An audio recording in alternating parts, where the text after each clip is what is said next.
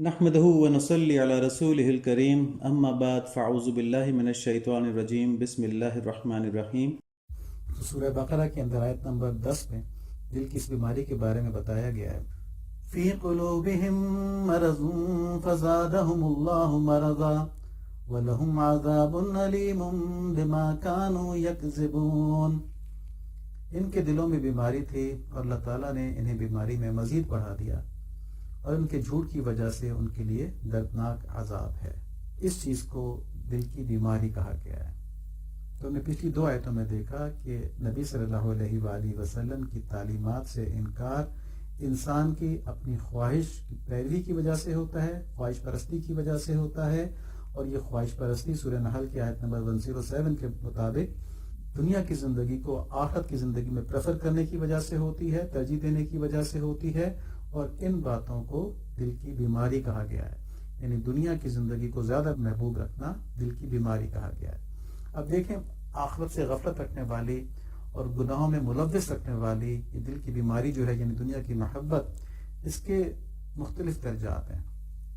کون کون سے؟ پہلا درجہ یہ ہے کہ یہ انسان کو اللہ تعالیٰ سے بغاوت پر مجبور کر دیتی ہے۔ وہ جانتے بوجھتے اللہ عز و جل کی مخالفت کرتا ہے۔ اس کی مثال یہودی ہیں، اس کی مثال ابو جہل ہے، اس کی مثال فرعون ہے، اس کی مثال نمرود ہے، اور اس کی مثال خود ابلیس ہے، جو اللہ کریم کے احکام کی حقانیت جانتا تھا پھر بھی اس نے بغاوت کی۔ اسی طرح یہودی بھی نبی صلی اللہ علیہ وآلہ وسلم کی تعلیمات کی حقانیت جانتے تھے، مگر محض اپنی انانیت کی وجہ سے، اپنے تکبر کی وجہ سے اللہ کریم کے احکامات کی مخالفت کرتے تھے۔ تو سورہ بقرہ کی آیت نمبر 146 ہے، الذین آتیناہم الکتاب یعرفونہ کما یعرفون ابناءہم وَإِنَّ فَرِيقًا مِّنْهُمْ لَيَكْتُمُونَ الْحَقَّ وَهُمْ يَعْلَمُونَ۔ جنہیں ہم نے کتاب دی وہ تو آپ صلی اللہ علیہ وآلہ وسلم کو ایسا پہچانتے ہیں جیسا کوئی اپنی اولاد کو پہچانتا ہے۔ ان کی ایک جماعت حق کو پہچان کر پھر چھپاتی ہے۔ اور سورہ آل عمران کی آیت نمبر 71 ہے، یا اہل الکتاب لما تلبسون الحق بالباطل وتکتمون الحق وانتم تعلمون۔ اے اہل کتاب، حق اور باطل کو کیوں خلط ملط کر رہے ہو اور کیوں حق کو چھپا رہے ہو باوجود جاننے کے؟ تو ان 2 آیتوں میں ان لوگوں کا تذکرہ کیا گیا جو علم کے باوجود اللہ تعالیٰ کی مخالفت کرتے ہیں، گویا اللہ تعالیٰ سے بغاوت کرتے ہیں۔ تو یہ ایک درجہ ہے جس سے اللہ تعالیٰ سب کو محفوظ فرمائے، آمین۔ دنیا کی محبت کا سے تھوڑا کم درجہ یہ ہے کہ یہ اللہ تعالیٰ سے باغی تو نہیں بناتا، لیکن اس حد تک لاپرواہ رکھتا ہے کہ انسان کو حق جاننے کی ضرورت ہی محسوس نہیں ہوتی۔ وہ صرف اپنی خواہشات کی زندگی گزارتا رہتا ہے۔ اسے دنیا پرستی میں کبھی یہ خیال ہی نہیں آتا کہ میرا رب بھی کوئی ہے اور میرے رب کے بھی مجھ سے کچھ تقاضے ہیں اور میں نے مرنا بھی ہے۔ یہ زندگی ہمیشہ ہمیشہ نہیں رہے گی۔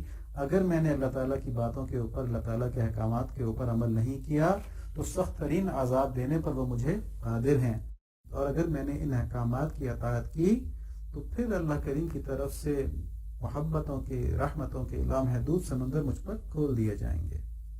اب اس گروہ کی مثال آج کل کے دنیا کے مزوں میں ڈوبے ہوئے عیسائی ہیں، اور ان کے بعد وہ مسلمان ہیں جن کے دلوں میں ایمان تو ہے مگر اعمال سارے کافروں والے ہیں۔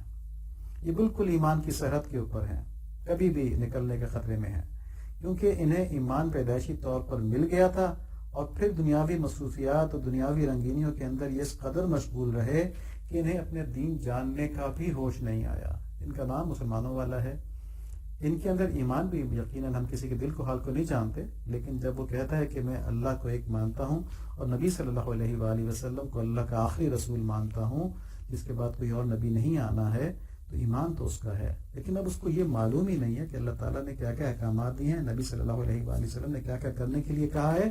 تو اس کا دل جو ہے وہ مکمل کفار کے خواہشات اور ان کے اعمال کے رنگ میں رنگا ہوا ہے، تو یہ اپنے ایمان کی حفاظت نہیں کر سکتے۔ اور آج کل فتنے بہت زیادہ ایمان کو خراب کرنے کے لیے، تو یہ بالکل مارجن کے اوپر ہوتے ہیں۔ اب جس مسلمان کو کبھی بھی یہ خیال نہ آئے کہ اس کے روزانہ جو وہ کام کرتا ہے وہ سب نوٹ ہو رہے ہیں، ان سب کی اللہ تعالیٰ کو خبر ہے اور وہ اسے دنیا اور آخرت دونوں میں پکڑ سکتے ہیں، تو اب ہم اپنے آس پاس دیکھ لیں ہمیں ایسے مسلمان نظر آئیں گے کہ جن کو کبھی بھی یہ خیال نہیں آتا کہ وہ جو روزانہ عمل کر رہے ہوتے ہیں ان کا حساب کتاب ہوگا. ان کو ہمارے رب نوٹ کر رہے ہیں اور وہ ہم کو دکھا دیے جائیں گے قیامت کے دن, اور ان کے اوپر ہمیں قیامت کے دن سزا بھی مل سکتی ہے اور ان کے اوپر ہمیں جزا بھی مل سکتی ہے. تو جس کو ایک لمحہ بھی یہ خیال نہیں آتا اپنی زندگی کے مشغولیات میں, وہ اس گروہ میں شامل ہے. یہاں پر گناہ میں ملوث ہونے سے زیادہ اس بات پر زور ہے کہ گناہ سے آدمی لاپرواہ ہو جائے. دیکھیں, ملوث ہونا ایک الگ چیز ہے. آدمی کا نفس ہے, پرزور ہے, تربیت نہیں ہوئی ہے, وہ گناہ میں ڈال دیتا ہے, لیکن آدمی کو پتہ ہے کہ میں گناہ کر رہا ہوں تو وہ پریشان ہوتا ہے, معافی مانگتا ہے, دوبارہ بچنے کی کوشش کرتا ہے, تو وہ ایک الگ چیز ہے. لیکن یہ گناہ سے لاپرواہ ہو جانا کہ پرواہ ہی نہیں ہے کہ میں گناہ کر رہا ہوں. اللہ تعالیٰ بہت مہربان ہے, بہت رحم کرنے والے ہیں, ورنہ ہم آس پاس دیکھیں تو ہمارے اچھے لوگوں کے اندر ان کی کچھ ایکٹیویٹیز, یہ میں احتیاطاً کہہ رہا ہوں, ورنہ بہت سی ایکٹیویٹیز ایسی ہوتی ہیں جو اللہ تعالیٰ کی واضح نافرمانیاں ہوتی ہیں, لیکن اس کی طرف سے لاپرواہ ہو جاتے ہیں. جیسے شادی بیاہ کی تقریبات کے اندر یہ بڑی اہم بات ہے, یہ کچھ لوگوں کو شاید اتنی پسند بھی نہ آئے, لیکن کرنا مجبوری ہے کہ شادی بیاہ کی تقریبات, یہ مثال کے طور پہ نا, اور بھی بہت سی چیزیں, لیکن یہ بھی ایک مثال ہے کہ شادی بیاہ کی تقریبات میں میوزک چل رہا ہوتا ہے, نامحرم مل رہے ہوتے ہیں اور دیکھ رہے ہوتے ہیں, کیونکہ ظاہر خواتین تیار ہو کے آئی ہوتی ہیں اور مرد بھی تیار ہو کے آئے ہوتے ہیں, تو شیطان بھی ساتھ ہوتا ہے, تو وہاں پہ نامحرم مل بھی رہے ہوتے ہیں آپس میں. لیکن جب رخصتی ہو رہی ہوتی ہے تو سارے میوزک میں اور اس سارے جو غیر شرعی کام ہیں اس کے اندر آخر میں قرآن شریف لا کے قرآن شریف نیچے سے رخصت کیا جا رہا ہوتا ہے. اس میں بڑے بڑے لوگ شامل ہوتے ہیں. میں یہ نہیں کہہ رہا سب خراب ہوتے ہیں, یہ بہت خراب لوگ ہوتے ہیں, نہیں, یہ عوام ہے ہمارے, یہ عام مسلمان ہیں ہمارے. آج کل کے لحاظ سے ان کو خراب کہنا شاید غیر محتاط ہو, لیکن ان کو بھی یہ خیال نہیں آتا کہ یہ جو ہے یہ ایک گناہ کا کام ہے. تو یہ گناہ سے غفلت کی ایک مثال ہے.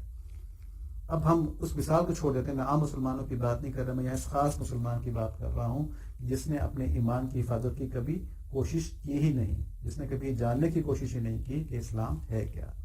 تو ان کی خواہش پرستی اتنی شدید ہوتی ہے کہ ان کو اللہ تعالیٰ کی محبت تو بہت دور کی بات ہے, آخرت کے عذاب کی فکر بھی نہیں ہوتی. ان کو نظر ہی نہیں آتا کہ آخرت کا عذاب بھی کچھ ہونا ہے, وہ اس طرف سے بالکل غافل ہوتے ہیں. تو سورہ روم کے اندر آیت نمبر 7 ہے, يَعْلَمُونَ ظَاهِرًا مِنَ الْحَيَاةِ الدُّنْيَا وَهُمْ عَنِ الْآخِرَةِ هُمْ غَافِلُونَ, کہ وہ تو صرف دنیاوی زندگی کے ظاہر ہی کو جانتے ہیں اور آخرت سے بالکل ہی بے خبر ہیں. تو قرآن شریف کی اس ایک آیت نے یہ ساری بات جو تک ہم نے کی بیان کر دی اس گروہ کے بارے میں. یہ سورہ فرقان کی آیت نمبر 43 ہے, أَرَأَيْتَ مَنِ اتَّخَذَ إِلَٰهَهُ هَوَاهُ أَفَأَنْتَ تَكُونُ عَلَيْهِ وَكِيلًا, کہ آپ نے اسے بھی دیکھا جو اپنی خواہش نفس کو اپنا معبود بنائے ہوئے ہے, کہ آپ اس کا ذمہ لے سکتے ہیں. تو اس نے دیکھا جو میری خواہش کہے گی میں وہی کروں گا. معبود کون ہوتا ہے؟ جس کی عبادت کی جائے, جس کا ہر حکم مانا جائے. تو اللہ تعالیٰ فرما رہے ہیں اس نے اپنی خواہش نفس کو اپنا معبود بنا لیا, یعنی اس نے کہا کچھ ہو جائے اپنی خواہش میں نے نہیں چھوڑنی. ٹھیک ہے جی, تو اللہ تعالیٰ ناراض ہوتے ہیں, ہو جائیں, اللہ معاف فرمائے, استغفر اللہ ربی من کل ذنب تو بولے. دشمن کو بھی اللہ تعالیٰ اس بات سے بچائیں کہ اس کا یہ رویہ ہو. لیکن غفلت ایسی طاری ہو جاتی ہے جیسی فرعون پہ نمرود پر ہو گئی تھی. تو اللہ تعالیٰ سارے مسلمانوں کو اس چیز سے محفوظ رکھیں, آمین, کہ وہ اپنی خواہش کو اپنا معبود بنا لیں, اس کے آگے کسی چیز کی پرواہ نہ کریں. میں پھر کہوں گا کہ خواہش کے اوپر جانتے بوجھتے عمل ہو جائے لیکن وہ پشیمانی کے ساتھ ہو کہ یا اللہ میں گناہ کر رہا ہوں, میں اس سے بچ نہیں پا رہا, تو یہ اس میں شمار نہیں ہوگا. اس میں شمار میری غفلت ہوگی کہ پرواہ نہیں کہ جو کچھ کرنا تھا کر لیا اور ایک دفعہ بھی یہ خیال نہیں آیا کہ اس میں اللہ تعالیٰ کی نافرمانی ہے. ٹھیک ہے, یہ غفلت ہے. تیسرا گروہ ان لوگوں کا ہے کہ جن کے دل میں دنیا کی محبت برے اعمال کے اوپر متوجہ تو کرتی ہے, برے اعمال کرواتی تو ہے, لیکن پھر بھی انہیں اپنے اعمال کی فکر ہوتی ہے کہ ہم سے غلطی ہو گئی. وہ اللہ تعالیٰ کے حکم پر چلنے کے لیے اپنی نفسانی خواہشات کا مقابلہ نہیں کر پاتے. ٹھیک ہے, انہیں معلوم تو ہوتا ہے ہم غلط کر رہے ہیں, انہیں پشیمانی بھی ہوتی ہے ہم غلط کر رہے ہیں, لیکن روک نہیں پاتے اپنے آپ کو. تو اب دو رویے ہیں, روک نہیں پاتے, یا تو توبہ کریں یا پھر یہ کہ اس کو جائز قرار دے دیں. تو یہ جو یہ والا گروپ ہے نا, جو تیسرا گروپ جس کی ہم بات کر رہے ہیں, تو یہ وہ گروپ ہے جو توبہ نہیں کرتا بلکہ کوشش کرتا ہے جائز قرار دلوا لے کسی سے اس کو. تو وہ پھر کچھ ہیلے بہانے ڈھونڈتے ہیں اور کچھ ایسے لوگوں کے فتوے سنتے ہیں جو کہتے ہیں نہیں ٹھیک ہے یہ بھی حلال ہے, یہ بھی حلال ہے. اسلام تو سختی نہیں چاہتا آپ کے اوپر, یہ تو ایسی مولویوں نے سخت بنا دی, اس میں فلاں چیز سب چیزیں حلال ہیں, سود بھی حلال ہے, سب کچھ حلال ہے, یہ وہ والا سود ہے ہی نہیں نا. تو وہ اس قسم کے لوگوں کو سن کر اپنے ذہن سے ساری فکر جھٹک دیتے ہیں، اور جہاں پہ انہیں کوئی بھی بہانہ نہ ملے نا تو پھر وہاں شیطان ایک اور وسوسہ ڈال دیتا ہے۔ اللہ تعالیٰ بہت مہربان ہے، وہ ہم سے بہت محبت کرتے ہیں، وہ ہمیں کیوں سزا دیں گے؟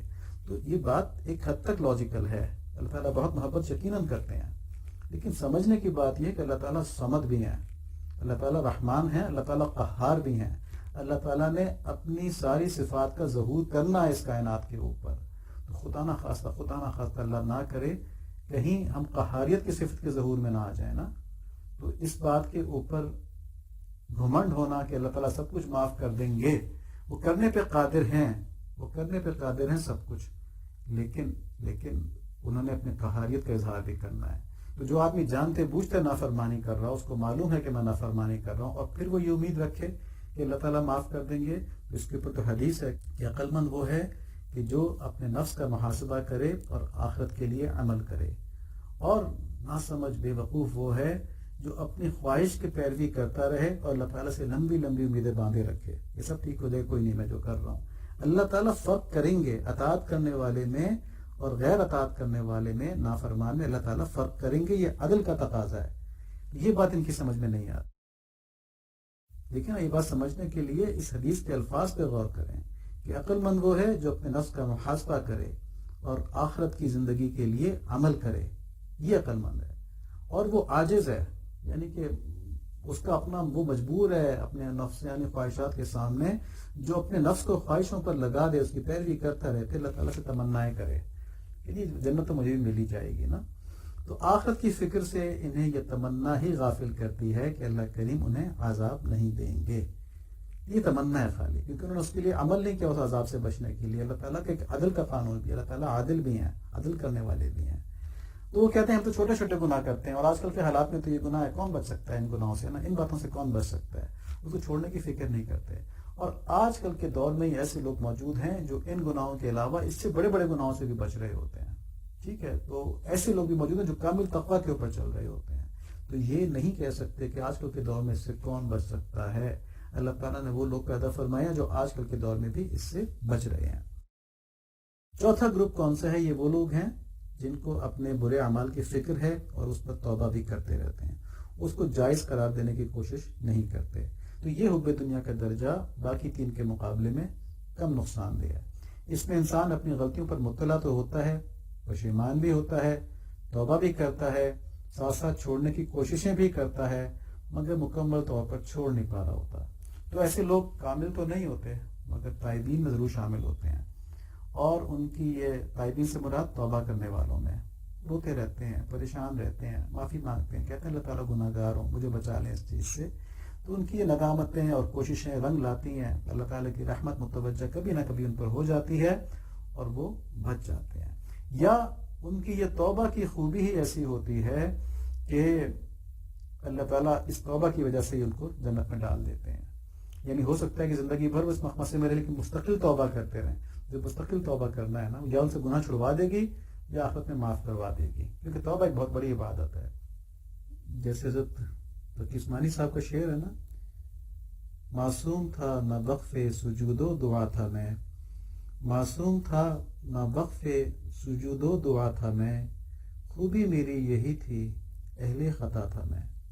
تو خطا کرنا اگر توبہ کی طرف آدمی کو لے جائے تو وہ توبہ اس کے لیے خیر بن جاتی ہے، اور اس کی یہ توبہ جو ہے اللہ تعالیٰ کی رحمت کو متوجہ کرتی ہے، اور اس کو کبھی نہ کبھی اس گناہ کی مشکل سے چھٹکارا مل جاتا ہے۔